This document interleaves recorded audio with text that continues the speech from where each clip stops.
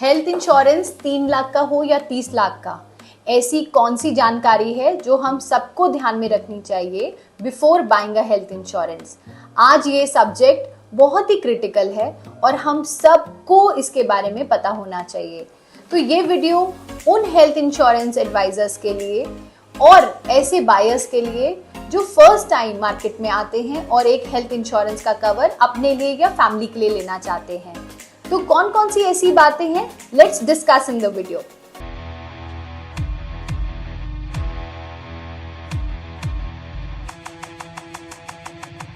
सबसे पहली बात, जब आप कोई भी मेडिकल कवर लेते हैं तो ये देखने की ज़रूरत है कि उसमें कौन कौन कवर है और वो कितने लाख का कवर है। तो पहला कि कितने लाख का कवर वो इंडिविजुअल को कवर कर रहा है या पूरी फैमिली को कवर कर रहा है। जो पूरी फैमिली को कवर करता है उसको फैमिली फ्लोटर कहते हैं, जिसमें आप, आपकी वाइफ या आपकी डिपेंडेंट, आपका बेटर हाफ और आपके 2 बच्चे कवर्ड होते हैं। अगर सीनियर सिटीजन पेरेंट्स हैं, ऑफ कोर्स वो भी आपके डिपेंडेंट ही हैं, उनके लिए आपको सेपरेट पॉलिसी लेनी पड़ती है। और हाँ, कई पॉलिसीज़ 22 साल या 25 साल तक आपके बच्चों को कवर करती है। तो आप ये ज़रूर देखिए कि आपके बच्चे कब तक कवर हो सकते हैं, उसके बाद उनकी डिपेंडेंट अलग की पॉलिसी आएगी। दूसरी इंपॉर्टेंट चीज़ आपको देखनी चाहिए कि आसपास के, जहाँ पर आपका घर है उसके आसपास कौन से हॉस्पिटल कवर होते हैं। ऐसी हॉस्पिटल की लिस्ट ऐसी इंश्योरेंस कंपनीज की वेबसाइट पे भी अवेलेबल होती है और आपके एजेंट्स भी और आपके एडवाइजर्स आपको दे सकते हैं। तीसरी इंपॉर्टेंट चीज़ है कि प्री और पोस्ट हॉस्पिटलाइजेशन कितना कवर्ड है। प्री का मतलब है अगर आप आज हॉस्पिटल में हैं तो उससे 60 दिन पहले या कुछ 90 दिन पहले या कुछ 45 दिन पहले से आपका जब से इलाज चला है, डॉक्टर की कंसल्टेशंस हैं, वो सारा कवरेज क्या आपकी इंश्योरेंस कंपनी कवर करती है या नहीं। और जब आपका इलाज हो चुका है उसके 60 दिन बाद या 90 दिन बाद तक क्या आपके मेडिकल बिल कवर होते हैं कि नहीं। इसको प्री हॉस्पिटलाइजेशन और पोस्ट हॉस्पिटलाइजेशन कवरेज कहते हैं। ज़्यादातर कंपनीज ये सारी कवरेज देती हैं। कोई 45 दिन के लिए देता है, कोई 60 दिन के लिए देता है और कुछ 90 दिन के लिए देते हैं। तो ये इम्पॉर्टेंट जानकारी आपको होनी ज़रूरी है। दूसरी इम्पॉर्टेंट जानकारी होनी ज़रूरी है कि आपका कंज्यूमेबल एक्सपेंस कितना है। कंज्यूमेबल एक्सपेंस ये होता है जैसे जिस टाइम पे सर्जरी होती है उस टाइम पे आपके ग्लव्स, सिरिंज या कोट्स, अभी कोविड कोट्स आए थे, वो सब कवर्ड नहीं होते मोस्ट ऑफ द पॉलिसीज़ में।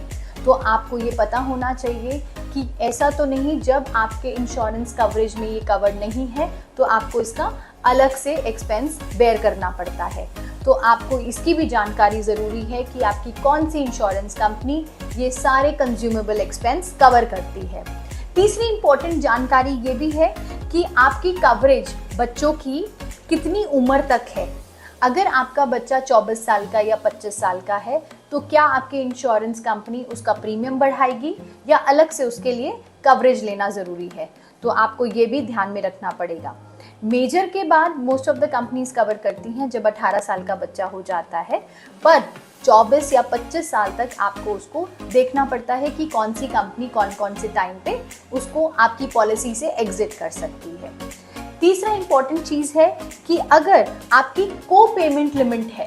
को पेमेंट लिमिट का मतलब है कि मान लीजिए आपकी किसी कंपनी, आप जहाँ पे नौकरी करते हैं या आप एम्प्लॉय हैं, वहाँ पर उन्होंने आपको 5 लाख की लिमिट दी रखी है। जनरली क्या होता है, 5 लाख की लिमिट तो दे देते हैं, बट उसमें एक को पेमेंट ऑप्शन होता है कि अगर मान लीजिए 1 लाख का इंश्योरेंस आया या 1 लाख का क्लेम आया तो 20% का को पेमेंट है। इसका मतलब 20%, 1 लाख का 20% हो गया 20,000 रुपये।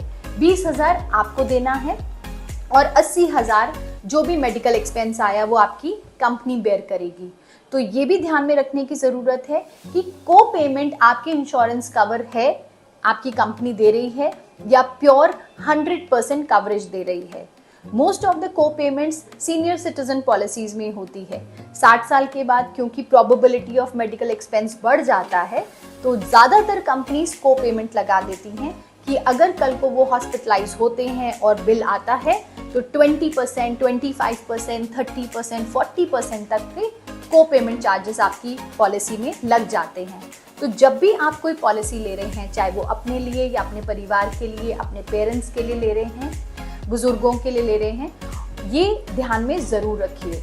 और last but not the least, आपको ये देखना है कि जब आपने कोई इंश्योरेंस पॉलिसी ली उसमें आपने डिस्क्लोजर्स करे हैं कि नहीं करे।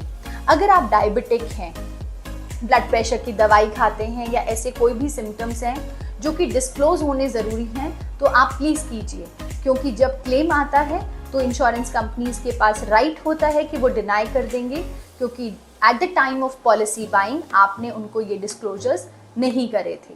तो फ्रेंड्स, ये छोटी छोटी जानकारी जब आप कोई भी हेल्थ इंश्योरेंस खरीदते हैं, चाहे वो आपकी कंपनी देती है, चाहे आप कोई फ्लोटर पॉलिसी लेते हैं या इंडिविजुअल पॉलिसी लेते हैं, आप ये सारे पॉइंट्स को ध्यान में रख के ही कोई पॉलिसी खरीदिए।